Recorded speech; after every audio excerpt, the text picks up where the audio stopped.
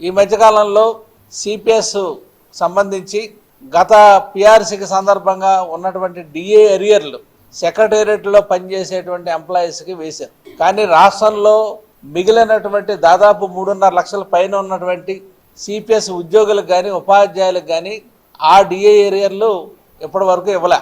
అంటే సెక్రటేరియట్లో ఎంప్లాయీస్ వరకే ప్రభుత్వం పరిమితమా, రాష్ట్రంలో మిగిలిన ఉద్యోగులకి ఉపాధ్యాయులకి ఇవ్వాలనేటువంటి ఆలోచన ఈ ప్రభుత్వానికి ఉందా లేదా అది కూడా తేల్చి చెప్పాలనుకుంది. ఎందుకంటే ఈ రకమైన ఆలోచన ఎందుకు వస్తూ ఉందంటే సిపిఎస్ ఉద్యోగులుగా ఉపాధ్యాయులుగా ఉన్న వారిలో ప్రభుత్వం డిస్పారిటీ చూపెడతా ఉంది. కేంద్ర ప్రభుత్వం యొక్క వాటాని 10% నుంచి 14% వరకు పెంచుతూ 4 సంవత్సరాల క్రితం ఉత్తర్వులు ఇస్తే తాజాగా దాన్ని అమలు చేస్తూ ఈ రాష్ట్ర ప్రభుత్వం ఒక ఉత్తర్వు ఇచ్చింది.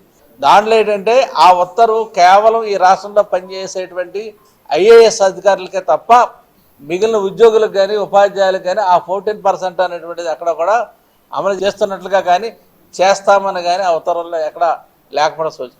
ఈ రకంగా ఒకే సమస్యతో ఉన్నటువంటి ఉద్యోగులు ఉపాధ్యాయుల మధ్యన మీరు రకరకాల కోణాలతోటి ఉత్తర్వులు ఇస్తే ఆ అసంతృప్తి మరింత తీవ్రమవుతుంది.